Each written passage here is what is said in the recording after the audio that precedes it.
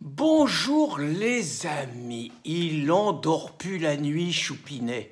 Les paroles de son ancien ministre de l'Intérieur, Gérard Collomb, qui par ailleurs lui a claqué la porte dans la tête il y a juste un an aujourd'hui, lui reviennent sans arrêt en mémoire. Gérard Collomb parlait de deux peuples sur un même territoire qui aujourd'hui étaient côte à côte, je ne sais pas quand est-ce qu'il a vu ça, mais qui demain, disait-il, seraient face à face. Il ne pense plus qu'à ça. Choupinet, et il a dit hier que ceux qui faisaient des amalgames menaçaient notre pays de guerre civile, rien de moins.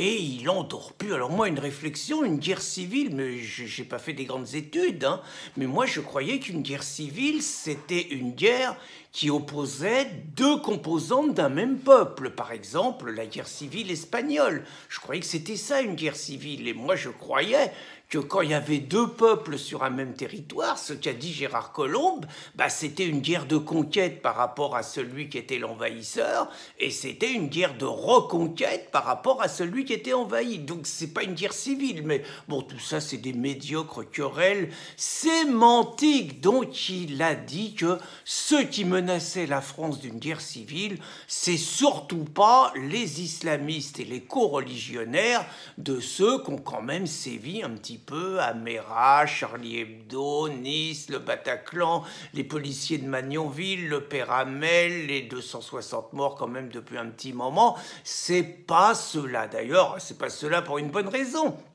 Ceux-là, c'est pas des musulmans.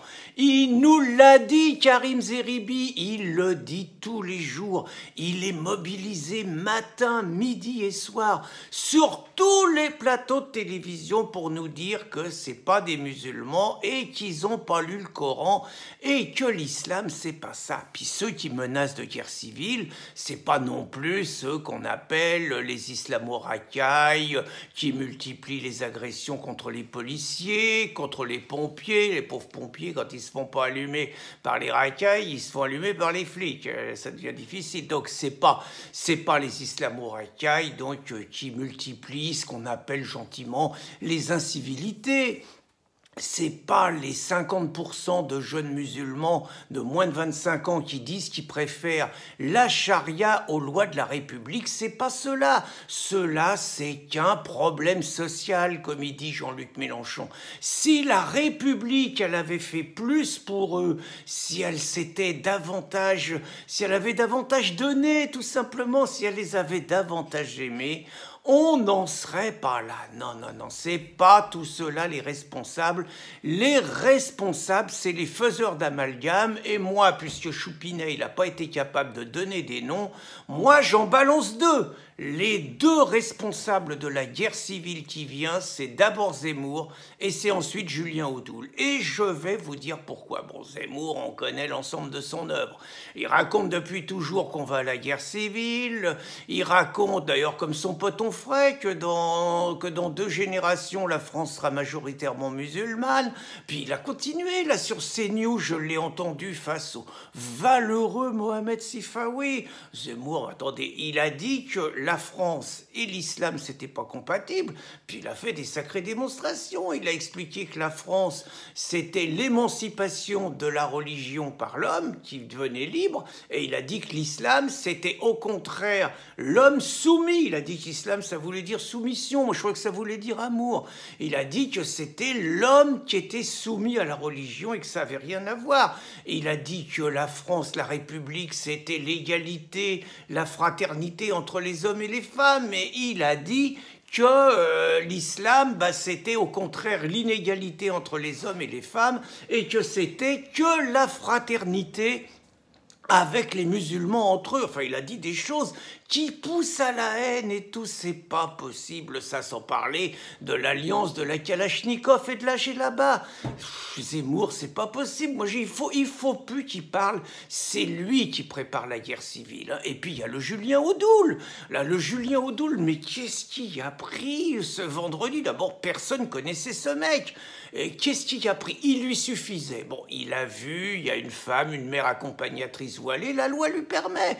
Mettons que ça lui plaise pas. Il faisait une lettre recommandée à la présidente du conseil régional, il faisait une copie au président de l'Assemblée nationale à Macron, puis on n'en parlait plus. L'incident était clos. Tout allait bien, on était dans un pays où tout le monde y s'aimait. On était dans un pays où il régnait une concorde merveilleuse. Tout le monde y vivait ensemble sans problème. Et l'autre, il nous a foutu le pastaga. Moi, il y a longtemps, je l'avais à l'œil, le Julien Audoul. Hein, je l'avais vu déjà. Hein. Déjà, j'avais vu un jour, il y avait General Electric à Belfort. Il y avait une réunion à la mairie de Belfort. Les syndicalistes, ils recevaient tous les partis politiques. Ils les recevaient tous et tout. Bon, pas le Front National, évidemment. Attendez, Front National, on sait que c'est un parti raciste, fasciste, etc. Puis qu'il est contre les ouvriers, même si les ouvriers ils votent majoritairement pour lui. Mais on ne pouvait pas les recevoir. Bah, le Julien Audoul, avec un autre, il était là, hein, il reculait pas. Il assumait. J'ai vu que c'était un mec quand même, un guerrier. Et puis alors sur un plateau de télévision, un jour, il avait été infâme avec mon Yanouska, avec Yann Brossa. C'était le lendemain des Européennes. Le lendemain des Européennes, bon, Yann, il avait fait 2,4%. Comme le parti animaliste. Et vous savez pas ce qu'il avait dit, Audoul, à Yann Brossa? Il avait dit que finalement, il était au niveau d'un épagnol breton. Non mais attendez, c'était vexant. Yann, il n'avait pas supporté, hein. Il s'est élevé, il avait quitté la salle tout de suite. Ça, je veux dire, faut pas insister. Donc moi, le Audoul, je l'avais à l'œil depuis longtemps. Donc moi, je pense que Choupinet, il a raison, c'est les amalgames qui préparent la guerre civile. Et moi, j'ai une solution. Je veux dire, faut arrêter. On ne peut pas se permettre de prendre des risques.